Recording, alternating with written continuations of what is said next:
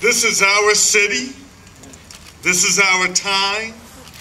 Today I am seeking the nomination for the Republican Party to represent them as the mayor for the city of Syracuse.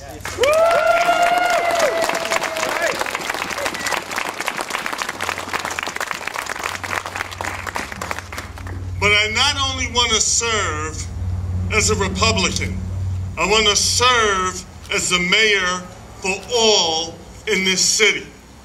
We have to stop doing things that divide us and start doing things that bring us together.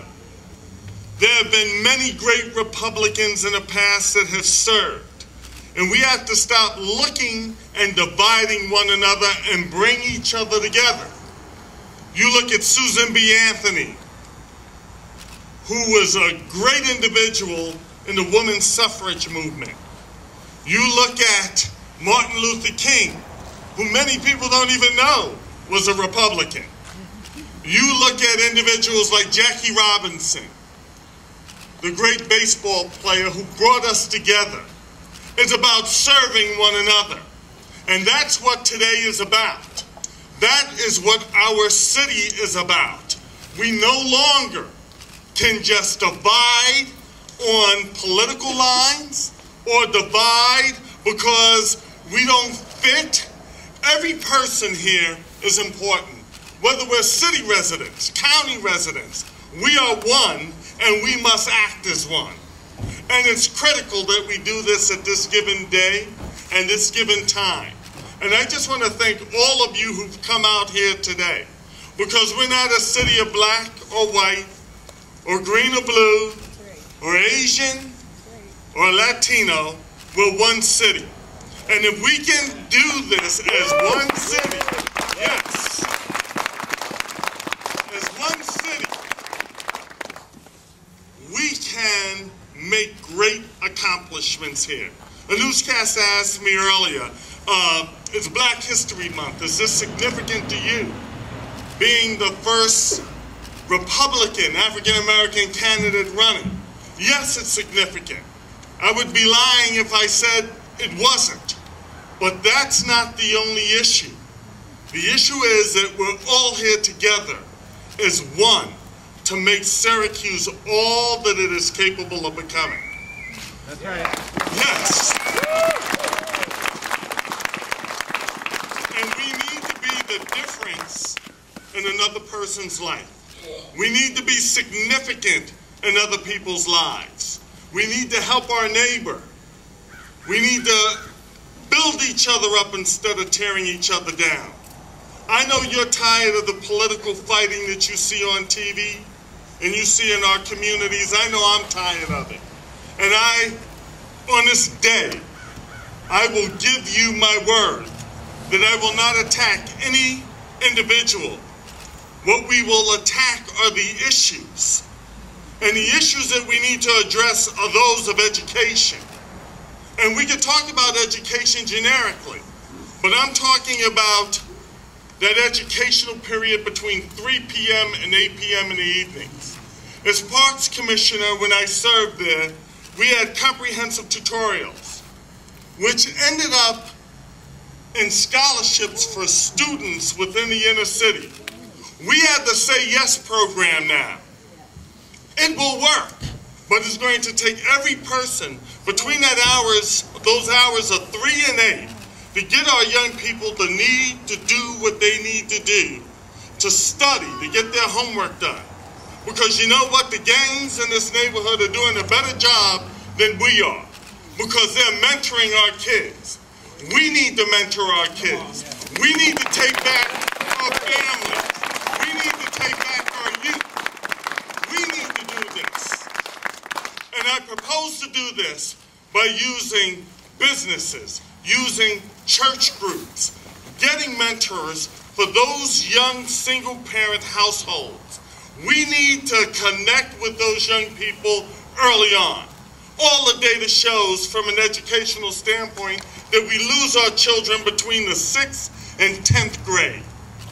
And we have to stop that. It's now. The next 4 years are critical.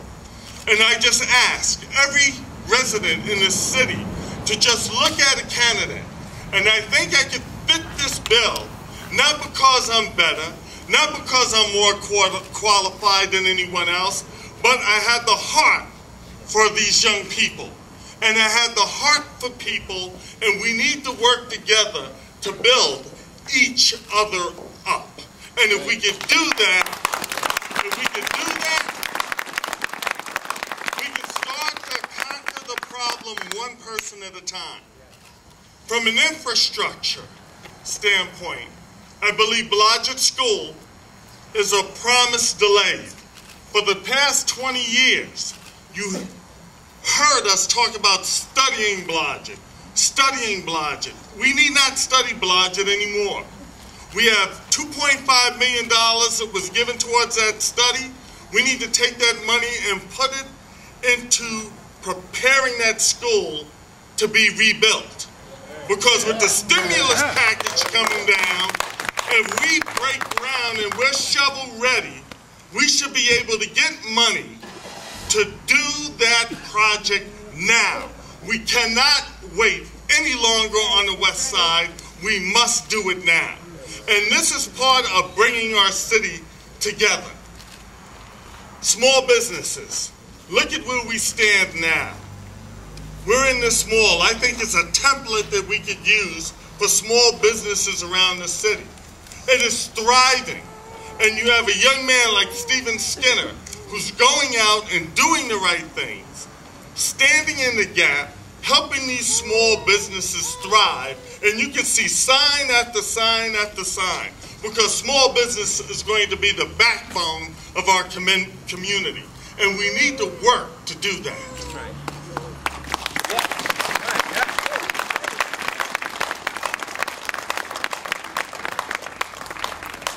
There are many more issues that I could talk about, but the last one that I would mention to you is our downtown and some of our vacant properties. If I am mayor, if I am elected mayor, I tell you we would concentrate on building a team to get these construction projects that we announce done. We have to complete them. Vacant buildings downtown. We need to tax those buildings at a higher rate. Why? Because a lot of people hold on to those buildings as a tax shelter. So, small businesses, young entrepreneurs who want to get into those buildings can't get into them because of the mere fact that those buildings are sitting there as a tax shelter. Now, I didn't make this up. It was told to me by a young entrepreneur after young entrepreneur after young entrepreneur. We need to do these things to start to generate our city in such a way in which we can prosper. Syracuse is the hub of upstate New York and downstate New York. And we have to get it going now, and we can't wait.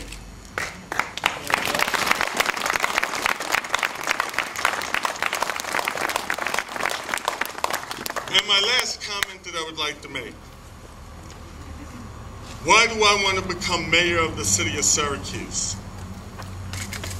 To serve other people. Martin Luther King talked about greatness. Everyone has the potential for greatness. And why did he say this? He said everyone has the potential. Not for fame, but for greatness.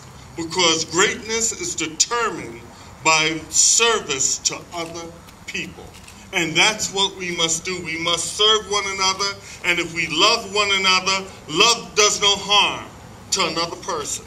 And you have all these young people, all of these older young people standing here today. We must become one city, and we must do it together. Republican, conservative, Green Party, Democrats, non-enrolled, independents. We all must become one. The Republican Party has a history of service. I mentioned those names before. Jackie Robinson, Martin Luther King, Abraham Lincoln, Susan B. Anthony, and I could go on. But once again, we have to pull ourselves together.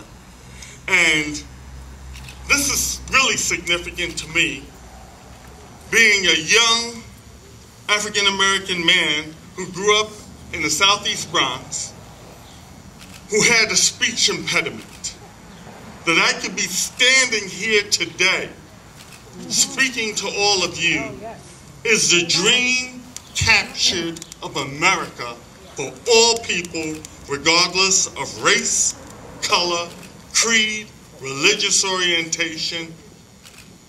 We are one. And I thank you.